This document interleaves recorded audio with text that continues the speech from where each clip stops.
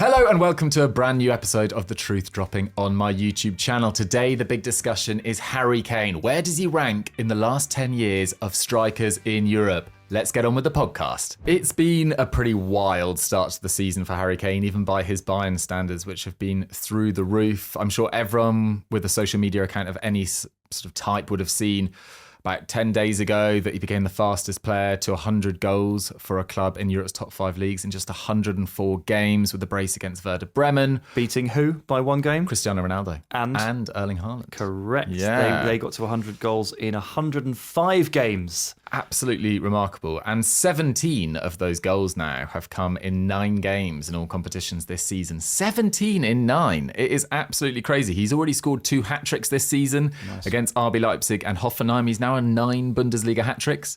Gerd Müller is way ahead, but then Lewandowski's got 16 and third place Klaus Fischer is on 12, So it does feel like Harry Kane could go third on the list at current projections. He scored 44 goals in his first season at Bayern. He scored 41 in his second and now 17 in 9 games. He is the most expensive signing in Bundesliga history and he is paying it back and more. And so I wanted to talk a little bit about, well, we both did, about Harry Kane, what he means to us, how he's playing at the moment, and kind of, Sam, I mean, we won't get to it just yet, but kind of compare him against some other greats of the last 10 years. Yeah, I think it's an interesting subject for sure. You pitched it and I kind of scoffed at it initially, I'm not going to lie, but then I started looking at the list and it became a very interesting exercise as to looking at the great strikers over the last 10 to 15 years, but we'll mostly focus on the decade and where does he slot in. It is a very difficult task because they're all different shapes and sizes and played in different leagues, which is good fun, but it makes it quite difficult. Just before we get into a little bit more about Kane, a few more stats. He has already hit 20 goals and assists for the season. So he did that in September. Transfermarkt claim that he has done this in a record low number of minutes. They say he's done it in 742 minutes. This does include 2 goals in the DFB Pokal and 1 in the Super Cup. So it's not a traditional League plus Europe count. That would only be obviously 17. But Transfermarkt have been tracking the cup goals all along, and they say he's beaten Messi by about 8 minutes. Wow. Messi's best ever tally back in the year that he scored like 900 goals. So whichever way you drop this, and yes, the cup goals came against Wiesbaden, or I can't remember exactly what the club name is, but you know the one I mean. It's amazing. To get that done before October technically starts is absolutely ridiculous. And also, the last 2 times I've watched him, he hasn't even really been playing up front, has he? No, exactly. He's kind of playing, I think since the arrival of Luis Diaz this summer, who is playing that kind of line-stretching role. And then in the 10, because Musiala's been out, it's either been Elise or Serge Gnabry. And on the right-hand side, he's got one of the form players in the world right now, and Michael Elise as well, who is just one of the most breathtaking players to watch in the world right now as well. The way he can run so upwardly, move the ball so quickly, and also just pick out passes. And you know, when you watch a player, I always in my head go, oh, what would I do in that scenario? He always does what I would do better than I could ever do it, and I'm not actually doing it, if that even makes sense. His passing, his weight of pass, it's always on point. He can, open up a pitch with a dribble, with a pass, with an excellent shot as well. His shooting feels like it's gone really through the roof, and they are dovetailing really nicely. And it was interesting hearing Harry Kane talking about the relationship and how it has really improved, particularly in the last 6 months. And Bayern are really reaping the benefits of it so far. I suppose where to kind of go next is the kind of differences between Kane at Bayern and Kane at Spurs. And there's an argument, and people will say, has he got better? I don't know whether he's necessarily got better, but it is worth just looking at some of the sort of numbers behind his start, particularly in the Bundesliga. So he became the first player to score 17 goals in his first 11 games of a Bundesliga season. He scored 22 in the first half of 23-24, which matched Lewandowski's record. 36 league goals in his first season. It was almost the perfect start. But Bayern didn't win the league. Bayer Leverkusen went unbeaten in the league and cup. And I think everyone went, oh, it's the Kane curse, all that kind of boring chat you see on social media. He's carried it over to Bayern. Isn't this hilarious? And actually, what he managed to do last season, in fewer games as well, but 26 goals in 31 games, becomes Bundesliga player of the season. And everyone just goes, now is the time to really respect the player that he is and the player he's been as well. It is satisfying when a player like that finally wins the major honour, because you can just kind of put a lot of the rubbish to bed that you see over. And for Kane, it's been like a decade of just nonsense, right? And now he has a title. Automatically, for some reason, people are like, well, now we can consider it. It's like, what? Because it was his fault that Spurs didn't win anything, or his fault that Bayern lost to the unbeaten Leverkusen team. It's a strange ecosystem these kind of conversations sit in, which I'm glad to say that the three of us are able to rise above. But wow, does it make it easier when he's won a title? Absolutely. I mean, one of our first ever episodes of The Truth we did was about Zlatan Ibrahimovic and whether he was kind of an all-time great. Kind of similar vibe to this podcast, and not winning a Champions League and missing out on numerous times of the Champions League and moving at the wrong times was seen as a crucial reason why he probably wasn't in that top echelon. So for Kane to have that title, absolutely vital. And his Champions League record now at Bayern as well, 23 goals in 27 games. Really, really incredible stuff. And this is his 12th year of elite production. Unbelievable. He scored 11 consecutive seasons. He scored 24 goals in a season. It is just remarkable consistency. Interestingly, it's actually his shots on target that whilst he's been getting 60% of his shots on target this season, in the previous 2 seasons he was at 43%, and he topped that 3 times in the Premier League. So he's not actually getting a vastly more amount of shots on target, but he is overperforming his XG to a greater extent than he even did at Spurs. So he's overperformed his XG by 5.2 per season at Bayern. At Spurs, it was 3.9 per season. So it's just that quality of finishing, and whether that's to do with, which we discussed in the Bundesliga episode a couple of weeks ago, the pace of defenders, the more space you're going to get on the break, etc. Those could all be factors as well. But it does feel like Kane's finishing with either foot has just gone completely through the roof. And podcasts that I listen to with Bundesliga aficionados, experts, people that watch him on a minute-by-minute basis do say that the common conception in the Bundesliga circles is that this is a better all-round player than Lewandowski for sure, but also just maybe a slightly better finisher as well, which is pretty frightening to say. I mean, he was always a ridiculous finisher, wasn't he? From the moment he actually broke through, the range of finishes that he had. I remember specifically a few headers in North London derbies that were absolutely crucial. I remember left foot, right foot. I remember 18 yards, 25 yards, different angles. Obviously, his penalty taking is the best in the world, maybe. I would say one of the best in my lifetime. I think he scored his last 18 penalties in a row. He was always really good at just smashing them into the corner. And now he's added the stutter step over the last couple of years. So now goalkeepers don't know if he's going to stutter or if he's just going to smash it. And there was a game recently, it was one of his hat-trick games, I forget which one, unfortunately, where he took 2 penalties in the same game. And one he stuttered and one he smashed. And he put them in the exact same spot in the net. So the goalies, what are they supposed to do? Honestly, incredible. And it's not all about the finishing with him either, is it? Of course, it's often about the other elements of his play. It's the dropping deep. It's the skill set of the 10, which is why he wore the number 10 on his back, because he thought he was more than a striker. He was right. His ability to thread the ball through to Son Heung-min, his ability to play off Dele Alli, a very complete forward, apart from not very fast, basically. Just not very fast. I do note that this season, you look back at all of his goals in Germany so far this season, of which there have already been many. There's quite a lot of fast breaks happening for Bayern, where he's kind of like sort of trundling along, not breaking his neck to get in the box, but just running at the right pace to stay out of the defender's eye line and just cracking into that box at the right time and just, sliding it home like a 10 would. And you watch him in the last couple of games when Nicholas Jackson has played, and he is genuinely playing as the deep lying forward, almost the number 10, where Jackson's stretching and Elise's on the right. Incredible to watch him. Like, it kind of always felt like he was destined to drop into that position in the way that Messi has fallen down the team a little bit as he's got a bit slower. But to actually see it starting to happen now is quite interesting. And there's been a few games I've watched this season where Harry Kane has received short passes from the goalkeeper. He's stood between the centre-backs. He stood where, like, Fernandinho once stood, splitting the centre-backs. What is happening? Of course, he can do it all. He can. It's interesting you talk about his pace, and I totally agree with you, and I don't actually have any statistics to back this up. But my theory with Wait, Kane do you want is, some sprint data? I do. Perfect. I Okay. didn't look it up. I'll put out my theory, and we can test how wrong I am when the data is actually there. What I think about Kane is, yes, his top line speed is not very quick at all. Yeah. But I actually think his acceleration to get to his speed, his top speed, is quite good.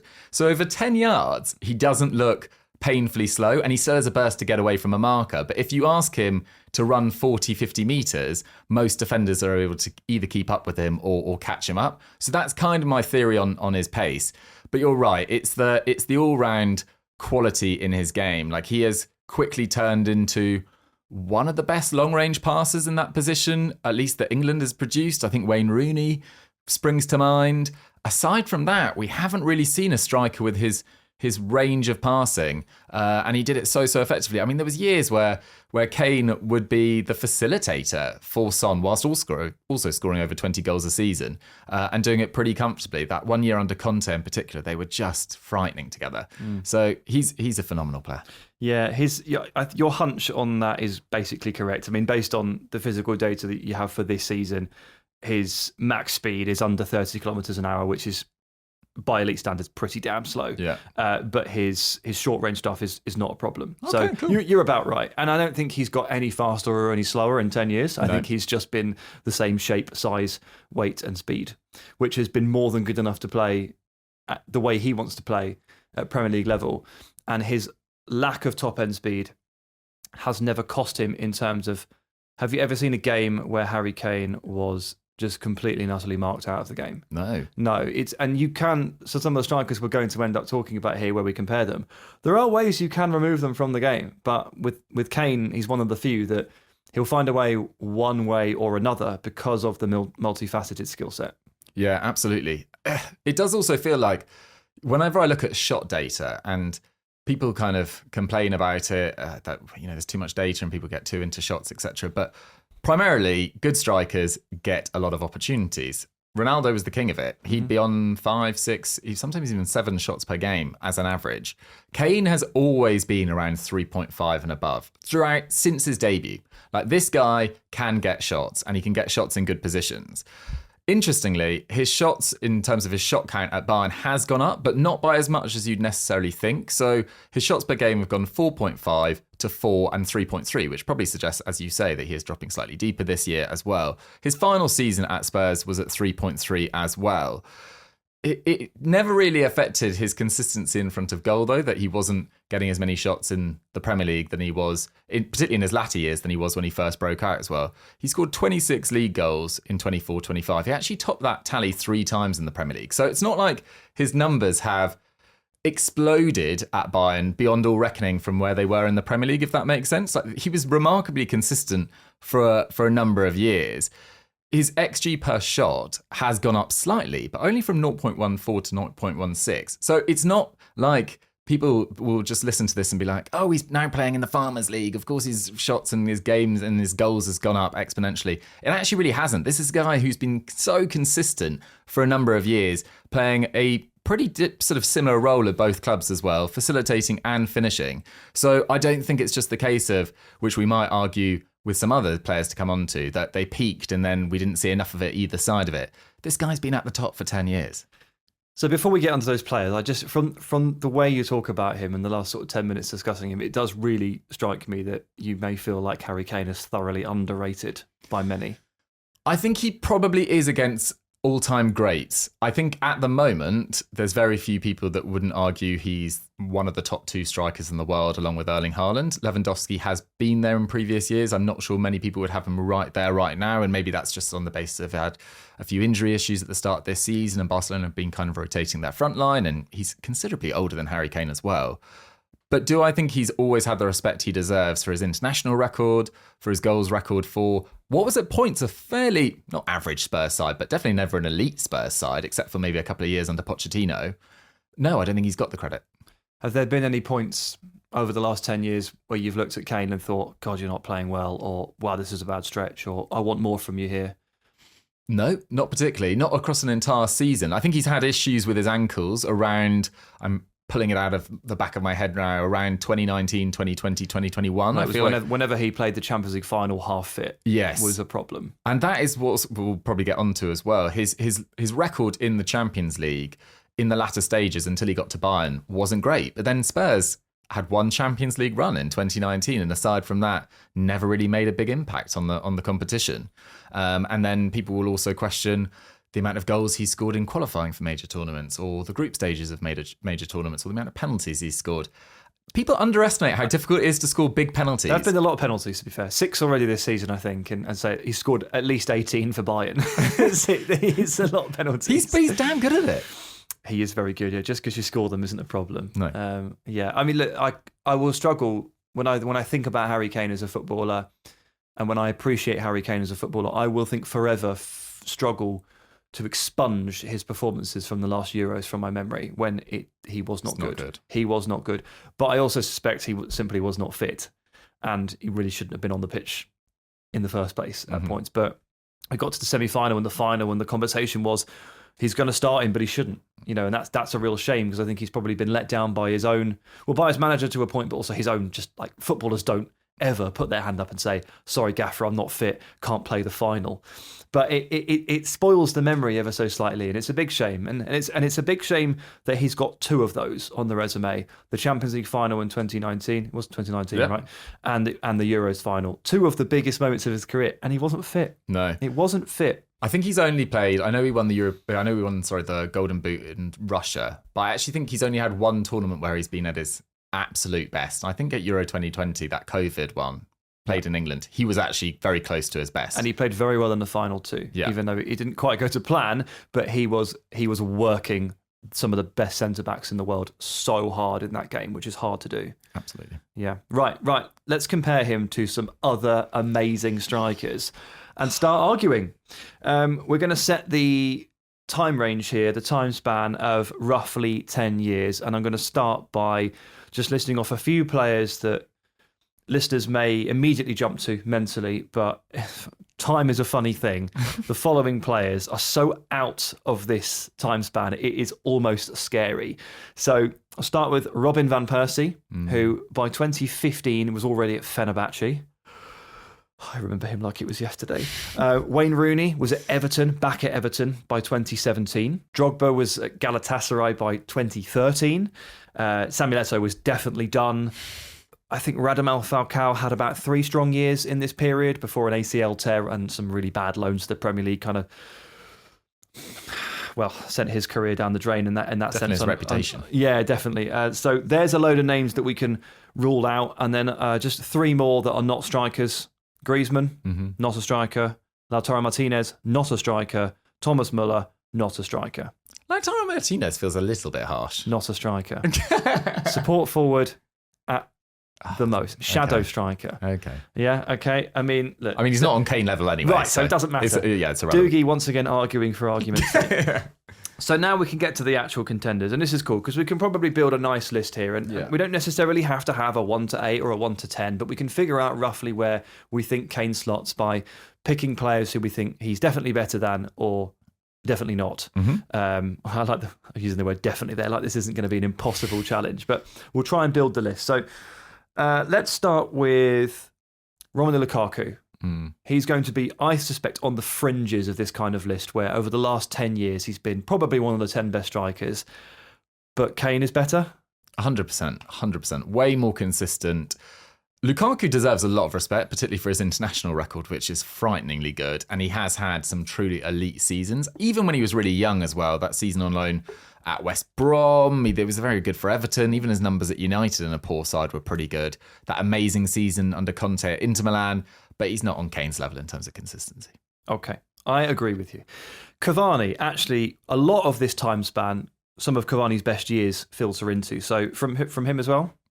Loved Cavani for a 4 or 5 year stint. Again, we talked about underrated for Kane. Cavani was definitely underrated at the time. Phenomenal. And also, when Ibrahimovic then left PSG, really stepped into that kind of main man sort of persona and absolutely nailed it as well. Was very good when he came to the Premier League, despite being totally past it, showing his enduring quality. Playing for a ridiculous team that could not function. For sure. Whatsoever. So, yeah, I like Cavani. Again, I don't know whether maybe it was the clubs he played for at the times he played for them, Napoli, PSG, Uruguay, not getting as far in international tournaments as they potentially should have. Probably just not on Kane's level. Probably. I'd say of all the players we're going to talk about, there may not be anyone on this list that moved as well or as cleverly as Edinson Cavani, but they all finished better. Yeah. And that might be his downfall here. You mentioned him there, Zlatan. Incredible when you actually look back at it. Obviously, he's been around, or was around for so long. It's basically 2 decades at the top level. So immediately in your mind, you think, well, no, he'd be before this. His peak would have been before this time span. But even as recently as 2022, he was a very important player in an AC Milan team that won a title. So obviously he overlaps through with Kane here back into the United days and the PSG days. So Kane versus Zlatan? Zlatan's CV, when we went through it last year, is frighteningly good. And the longevity is there for sure. Who did I prefer to watch in terms of aesthetics? Zlatan, probably. But who would I back to? I mean, how does this circumstance even come around? But like 20 goals to save my life, who would get there quicker? I think Kane. That's not how you've done the rest of your list, is it? No, it's 20 not. Goals. No, but it's my life. It's just who did I think was more consistently? Who do I think is more consistent in front of goal? Kane. Who was more entertaining to watch? Zlatan. Who was a better dribbler? Zlatan. Who was more creative?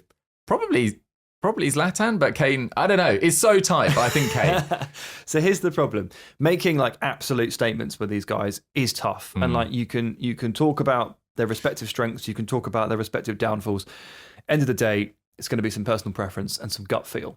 And it's very difficult to separate 2 players that are so good, but ultimately you prefer one or the other. And there's no right answer or no wrong answer. But I think I also agree that I'd have Kane above Zlatan. It feels bold, but I'm sticking with it as well. Yeah. Okay, so far we've got Lukaku, Cavani, and Zlatan all below Kane. Mm-hmm. So Kane's still alive. He's still alive. He's fighting. Diego Costa, way above. I mean, respect for Diego Costa, particularly that season and a half at Chelsea, and that brilliant season at Atletico Madrid before he joined, but not on Kane's level. All right, that's the starter finished. So the waiter can now bring in the main course, and these are the big boy names. This is where it actually gets tough. Yes. Zlatan may have given you a small dilemma there, but you wait for these boys. Okay, I'm going to start with what I actually think is the weakest player in this ridiculous class of forwards, and it's Sergio Aguero, who scored about 150 Premier League goals in the time span that we are talking about. And he left the Premier League in about 2022. So Aguero and Kane, very different footballers.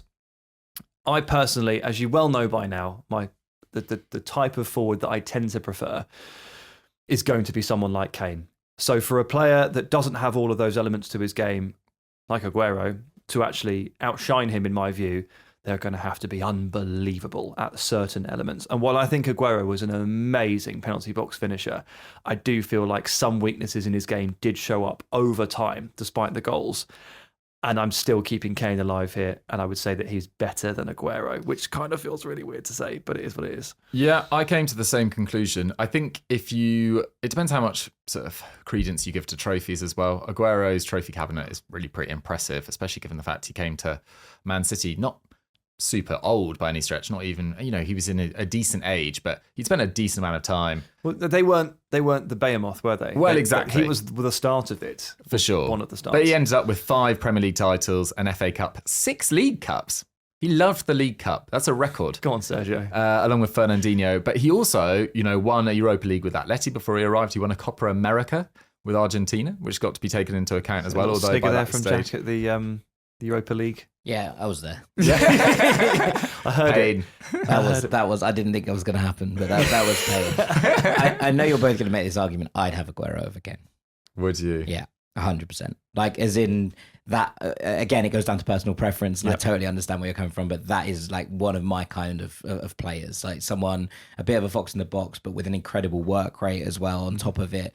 That's very much my kind of striker. If you were giving me, a player to, as you say, 20 goals to save my life, Aguero, I'd have ahead of Kane. It's going to catch on. It sounded ridiculous at the time, but I can see it catching on. 20 goals to save my life. I'm going to turn the TV on next week, and there's going to be a filler program on my Sky Sports channel. 20 goals to save my life with Dougie Critchley, where he just goes around the country and just who's your guy? Challenges people. Yeah, exactly. I don't know. I think also we talk about Kane's consistency. That 12th year of elite production. Aguero scored over 20 goals in 11 out of 13 seasons between 2007-8 and 2019-20. He scored over 30 goals 5 times for Man City.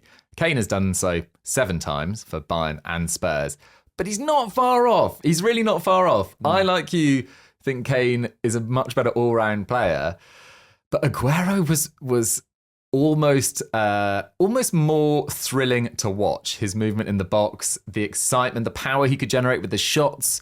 He didn't look like as much of a footballer, if that even makes sense. I loved him. I absolutely loved him, but I am putting Kane through. Still alive. I told you this is the main course. Yeah. Told you. Okay. Someone that you can relate to a little bit more strongly with regard to the player comparisons, Lewandowski. I think this is really interesting because, especially earlier in Lewandowski's career, probably not the passer that Kane was, but in terms of dropping off the line and facilitating play, linking with wingers and midfielders, and putting a shift in terms of actually getting the ball up the pitch and then getting into the box and then scoring like 40 goals a season. There are some similarities there, and in a way that you can't say for someone like Edinson Cavani or Sergio Aguero. Like, they're fundamentally just different people, different players, whereas Lewandowski and Kane profile a little bit more closely, so it makes it a bit more interesting. How do you feel about these two? We talk about consistency. 11 seasons of scoring over 30 goals. 8 scoring over 40. He scored over 50 twice in a season. Absolutely insanely good numbers. Par for the course in this category of player, though. There's about 6 or 7 of them, and it really is. If you actually just look at the numbers, you just drown. Yeah, I feel like Lewandowski, of all the players we're going to talk about, though, is the numbers guy, like the sheer weight of numbers. Even at Barcelona in the last couple of years, as what is he now, 37? He's still putting up pretty impressive numbers. It's really pretty remarkable. It's also his record for Poland, 86 goals for Poland. That's mental. I'm so impressed by him. I mean, what a phenomenal career. I also like the fact that he took a chance going to Barcelona. I say take a chance, one of the biggest clubs in the world, one of the top 2. But he still, had to go to a different league and re-establish himself at the top end. He went through an almost year-long period after the World Cup in 2022 where he was really struggling.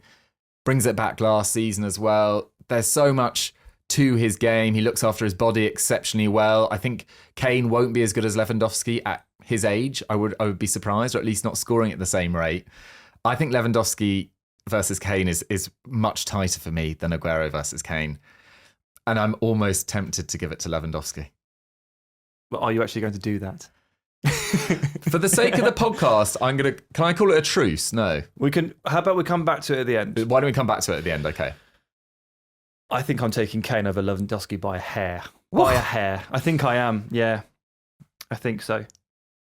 Lewandowski doesn't have the passing range. He doesn't have the passing range. He doesn't have the passing range. He doesn't, but he also should have a Ballon d'Or in the cabinet. Yeah. And so there is an element of this, I think, which is interesting that, we're talking, you said at the very top of the podcast that Harry Kane is on like par or just broken a kind of early record of Messi's 11-12 season, which was a Ballon d'Or winning season. If Harry Kane continues on this form for the entirety of the season, and, there are trophies that follow it up, which feels very plausible, at this point of the season. Bayern look probably the best team put together, I think, so far.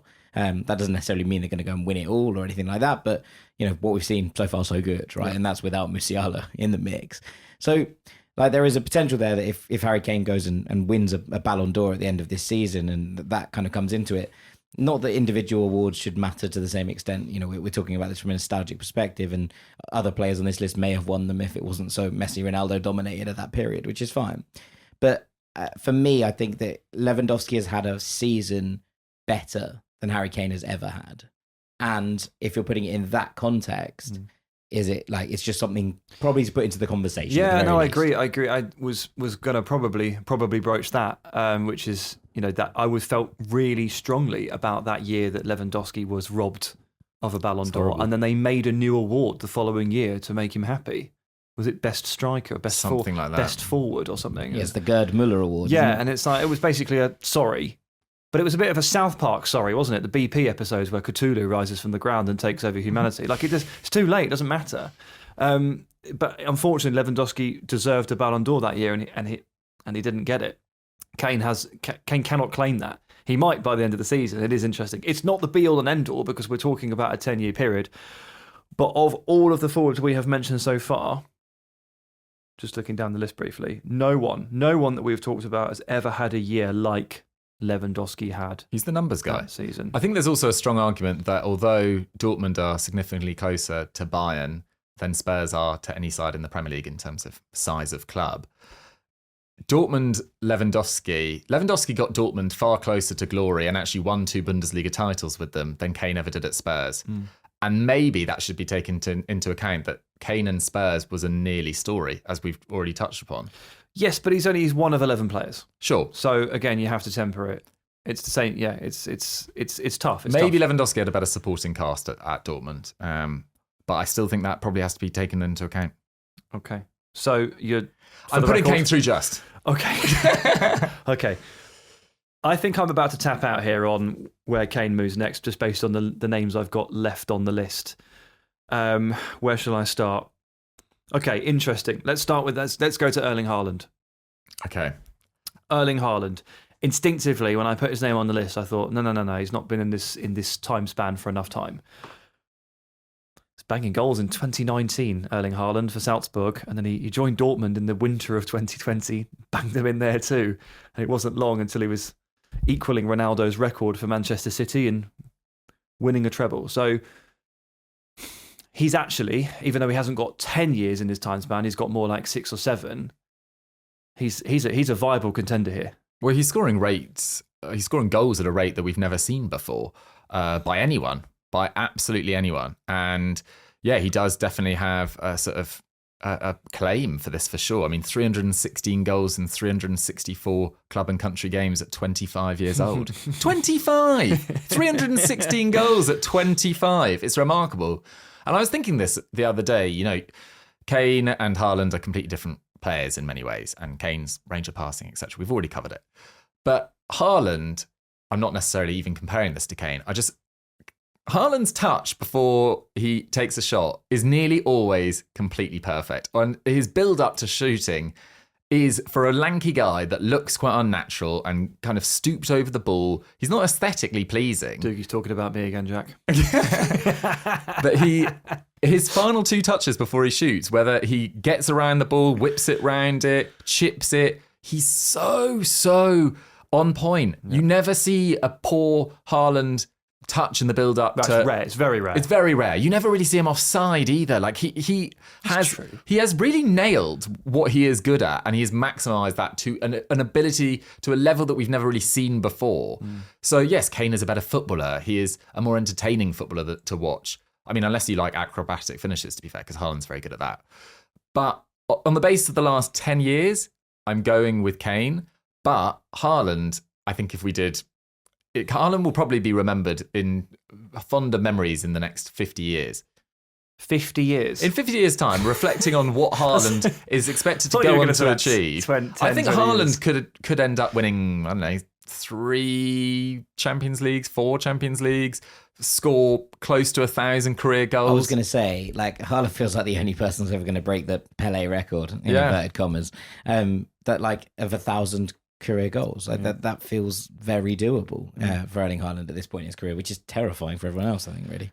So even though it has been a shorter time span, I am already ready to put Haaland above Kane in my list, even though it's more like 7 years compared to 10, just because the years that Haaland has actually been performing for have been so overwhelmingly ridiculous, and because the athleticism is so ridiculous, the acrobatics are crazy. The goal numbers are astounding, and his single-mindedness and obsession with scoring goals is so terrifying to me that I think if I don't put him above Kane on the list, he might fine me.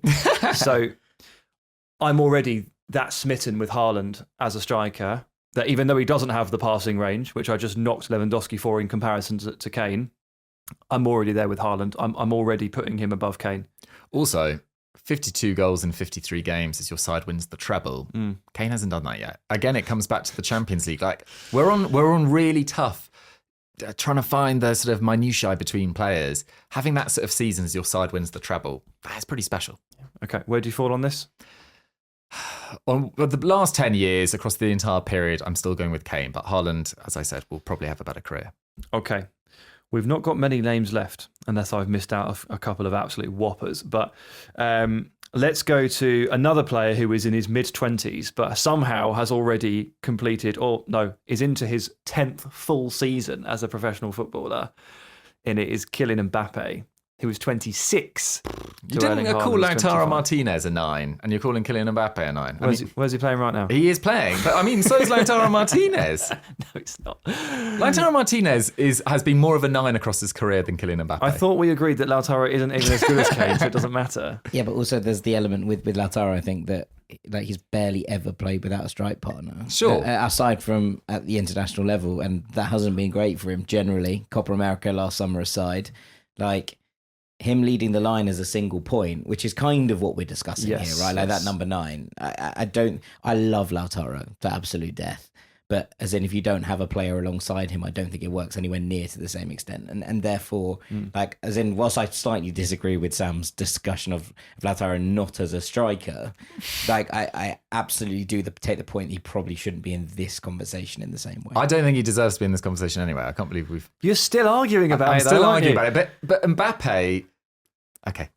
Let's move on. No, let's not move on. Well, Mbappe basically made it abundantly clear he didn't want to play as a 9, and he's playing unbelievably there at the moment. I think he's probably been the best player in Europe so far this season. I mean, numbers-wise, you'd go with Kane, but I think Mbappe's just been so good.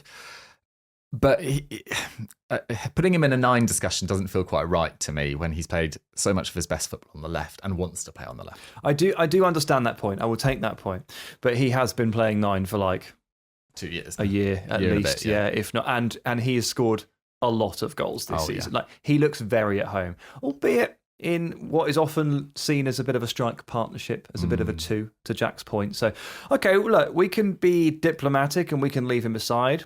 If he was allowed in the list, he would be above Kane for me. Yes, I think he's a frightening footballer. Comfortably. So he would be in, but we'll just leave him aside because you don't want to make the call. No, he's a better footballer than Harry Kane for sure. Okay. Luis Suarez.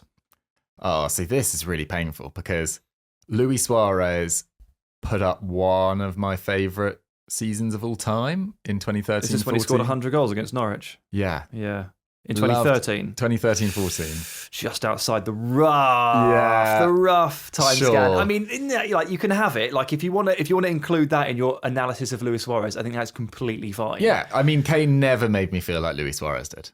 Like has never. That sounds very sexual. We'll carry on. But he really didn't. Like watching Suarez in his pomp, particularly at Liverpool, because at that particular time I had more access to English football, was unbelievable. And his work for Ajax before then. I was looking it up today. In his final full season at Ajax, he played 48 games. He scored 49 goals. Yeah, I was going to say, it's in the 40s. 24 assists and 49 goals in his final full season. Why did he end up at Liverpool? No offence to Liverpool, but Liverpool at that particular time, why didn't one of the bigger clubs go for him? It is bonkers. He should have been at Barcelona from the get-go. Anyway, everyone aside, was still really, really scared about Matthias Kesman. Yeah, that's why he ends up at Liverpool. How far past the Afonso Alves disaster was this? Not far enough, apparently. Yeah. The Eredivisie tax. We should do an episode on that. But fair play. I mean, again, this doesn't quite fit into the last 10 years, but his work at Liverpool, he took them from 52 points the season he joined to 84 in his 3 seasons there. He then goes to La Liga, obviously, with Barcelona. 4 La Ligas, 4 Copa del Reys, a Champions League. He won the 2011 Copa America as well. Again, not in this range, but he won at international level with Uruguay, 2 European Golden Boots. I think people that are younger than us will unfortunately remember Suarez kind of by how he looks on the pitch now, and it's a little bit unfair because He limps around, doesn't he? Limps really? around. He really shouldn't probably be playing. He's talking about how difficult it is to literally play and move in the morning. He's doing some magnificent things with the ball for Inter Miami. Like some of the passes and plays and the dummies and like, at walking pace. It's really impressive. He's still doing some pretty good numbers as well. Yeah, He's still yeah. putting up the numbers. For sure. But in terms of this Kane versus Suarez debate, I'm sorry, I'm having Suarez above Kane. Oh, 100%. I mean, Suarez for me is a stunning footballer, and even if it doesn't quite the Norwich catalogue, the 2013, 14 is slightly outside of it. But bear in mind, he goes to the World Cup off the back of this season, and then he joins Barcelona. So like 2014 summer, that's the start of his Barcelona career, and then a year later he wins the treble with Luis Enrique's all-conquering Messi, Suarez, Neymar team. They were absolutely outrageous. So a really strong portion of this is Barcelona, a title with Atletico Madrid, which was good point. Awesome. And it's only right at the end of this timescale that he starts to slow down. And for me, that's enough. Suarez is quite clearly better.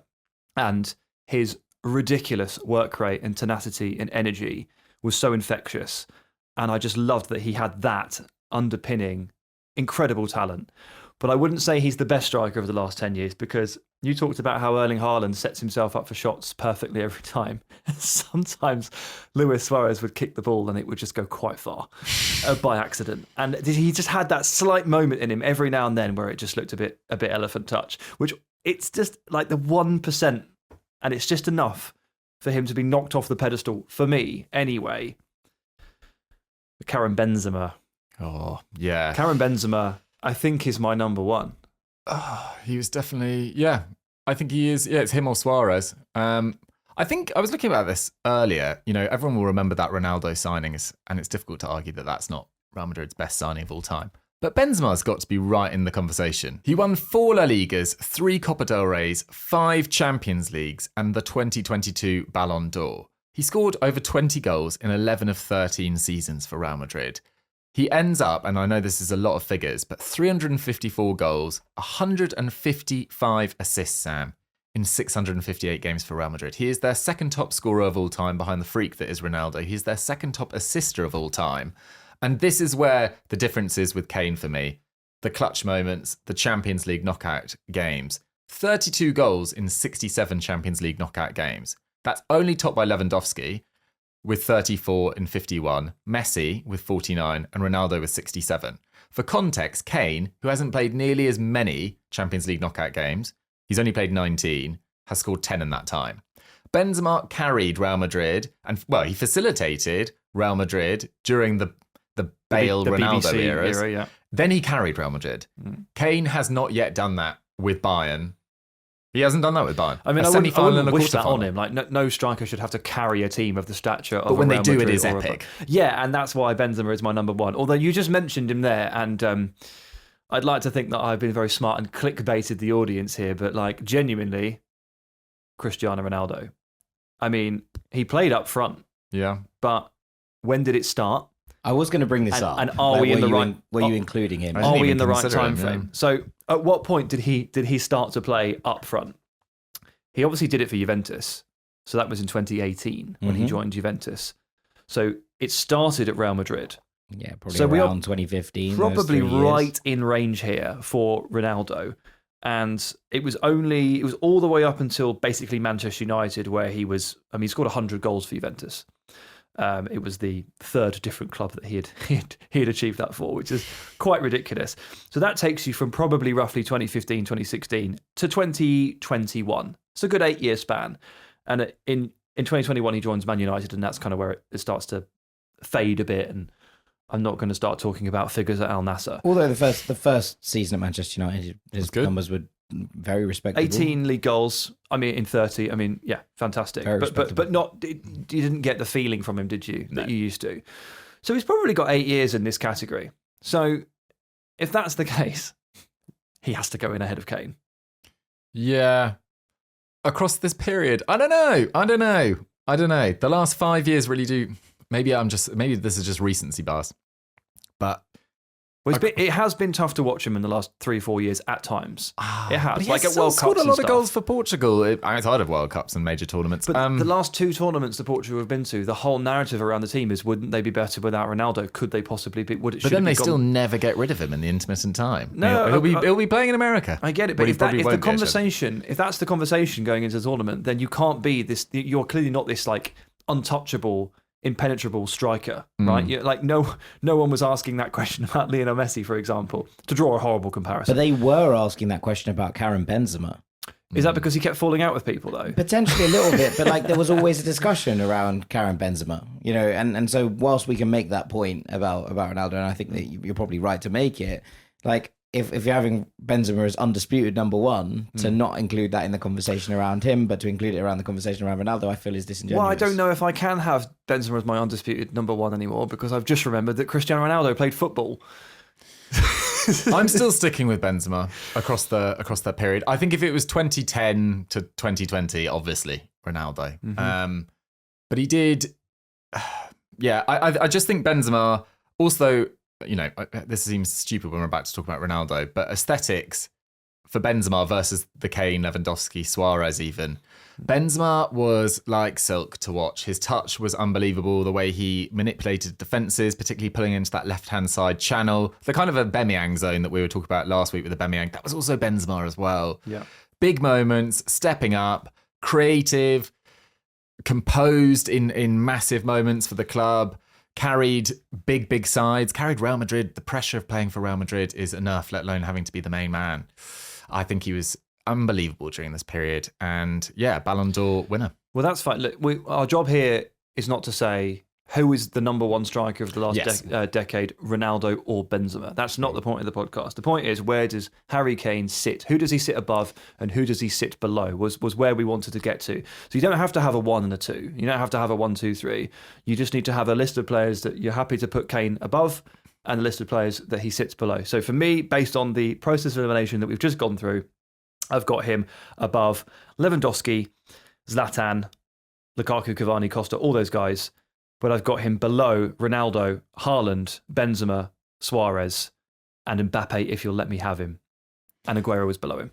So looks like he's smack bang in the middle of about 5 each. Yeah, I wouldn't change that too dramatically. I think next 10 years it'll obviously be Haaland. I think Haaland may be a little bit early on this, but the numbers are crazy. The one that I really struggle with is Lewandowski versus Kane, and I think it's because of their sort of stylistic similarities. And I said Kane at the time.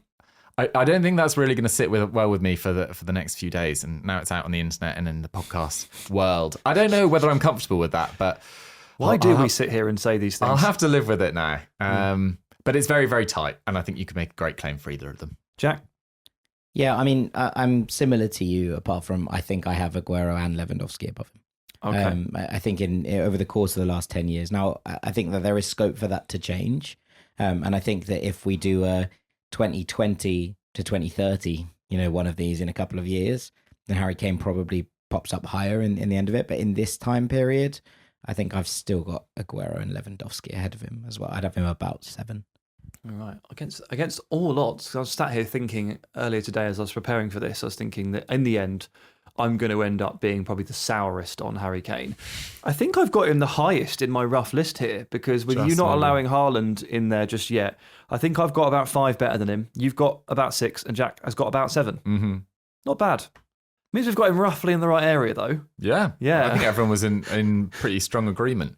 Benzema, Suarez, Ronaldo if you're counting him, and then probably Kane in that next batch. Yeah, 100%. All right. That'll do for this week. I'll do. I enjoyed that. That was a well-spirited argument. Yeah. I mean, debate. Don't get me on Lautaro again. Oh, yeah. Not a striker. That's the truth next week. Is Lautaro Martinez a striker? That's a good episode. It's a short episode. The answer is no. Right. Dougie, thank you for joining me. Thank you very much, Sam. Jack, thanks as always. Always a pleasure, Samuel. And to you, Rank Squad, thanks again for listening. We'll see you soon. Thank you so much for watching this episode of The Truth on my YouTube channel. If you've enjoyed it, make sure you like it, make sure you leave a comment about your thoughts about Harry Kane, and subscribe to the channel too. I'll catch you next week.